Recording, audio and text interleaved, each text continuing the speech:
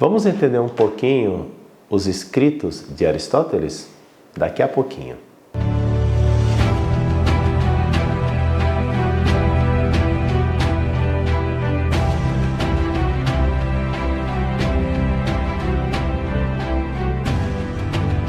Pessoal, Aristóteles escreveu muito.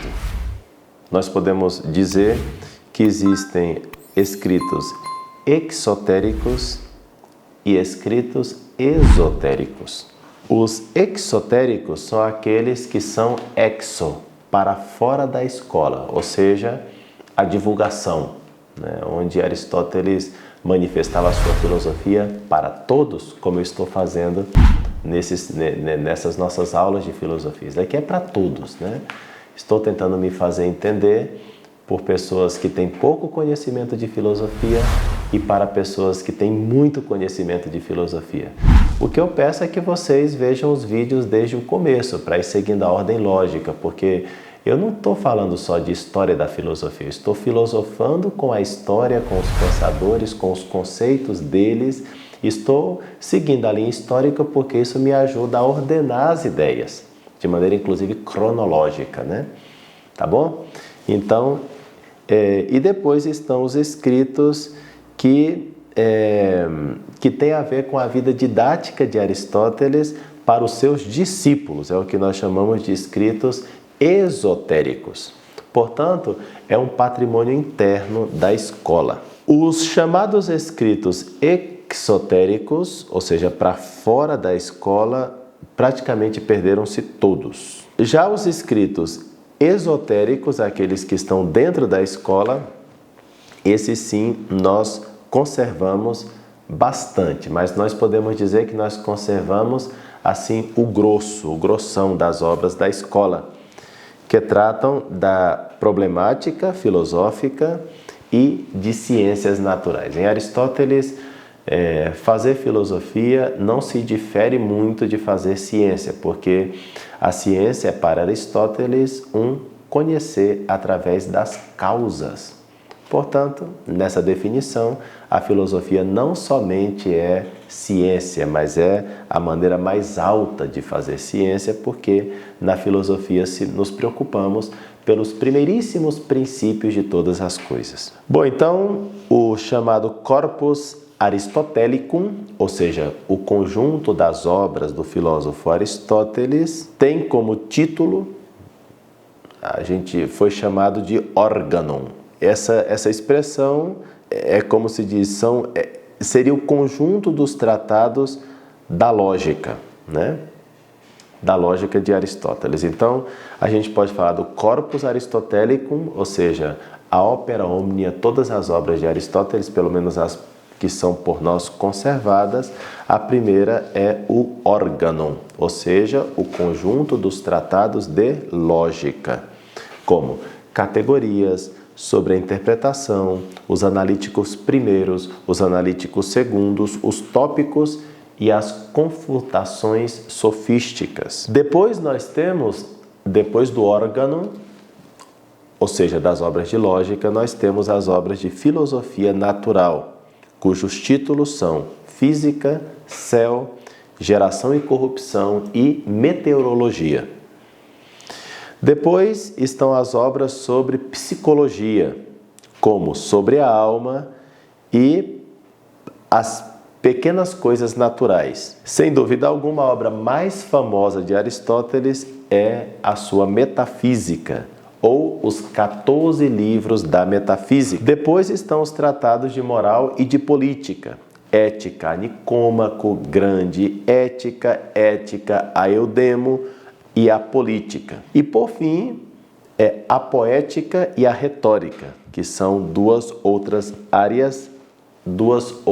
obras, quero dizer. Quanto às ciências naturais, é imponente a chamada História dos Animais, as partes dos animais, o movimento dos animais e a geração dos animais. Tudo muito bem estudado por Aristóteles.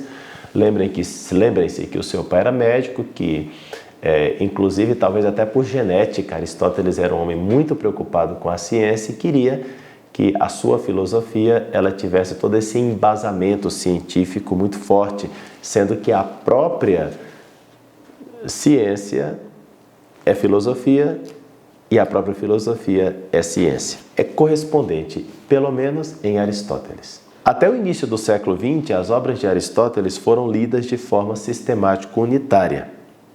Mas a partir de 1920, esse método foi contestado e julgado como anti-histórica, tentando se substituí-lo por uma espécie de método histórico genético voltado à reconstrução da parábola evolutiva do filósofo, lendo suas obras em função desta. Quer dizer, a gente vai entendendo as obras de Aristóteles dentro da evolução do seu próprio pensamento.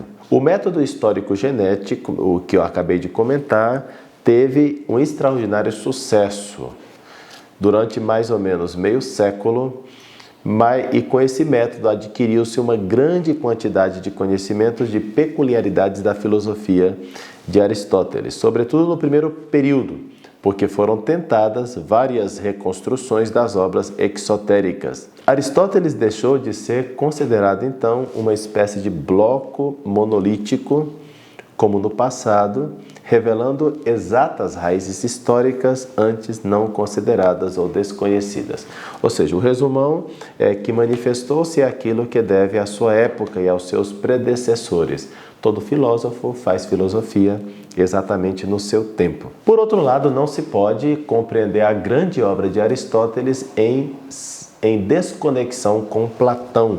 Porque mesmo que Aristóteles seja bastante oposto a Platão, se compreende a sua oposição precisamente comparando as doutrinas de Aristóteles às doutrinas de Platão. Existem notáveis discordâncias de fundo, inclusive algumas delas mal interpretadas, mal entendidas. É preciso dizer que as principais diferenças entre os filósofos não residem tanto no campo da filosofia quanto na doutrina dos outros interesses. Isso é muito interessante porque não existe uma dupla verdade. A verdade é verdade, seja em Aristóteles, seja em Platão. Então é bom que os nossos autores aqui, que eu me baseio muito neles, o Dario Antiseri e o Giovanni Reale, no volume 1 da Filosofia, Antiguidade e Idade Média, esse livro que eu utilizo, nesse livro publicado pela Paulus, diz assim: as principais diferenças entre os dois filósofos, Platão e Aristóteles, não residem tanto no campo da filosofia quanto na esfera dos outros interesses. Aristóteles, nas obras exotéricas, abandonou a componente místico-religioso escatológica tão forte nos escritos do mestre. Por quê? Porque Aristóteles é um homem preocupado mais diretamente com as ciências naturais, e a partir das ciências naturais ele vai montando o seu esquema filosófico. Isso não exclui Deus, não exclui a dimensão espiritual, e, no entanto, é outro método, Aristóteles tinha interesse por praticamente todas as ciências empíricas, pouco amor pelas matemáticas, e também tinha um grande interesse pelos fenômenos, considerado enquanto tais. Inclusive, os mais simples fenômenos interessavam muito Aristóteles. É isso, Eu acho que nós precisamos trabalhar um pouquinho a metafísica, já que eu disse que a metafísica é a grande obra de Aristóteles. Então, na próxima aula, a gente vai trabalhar sobre a metafísica de Aristóteles. Até lá!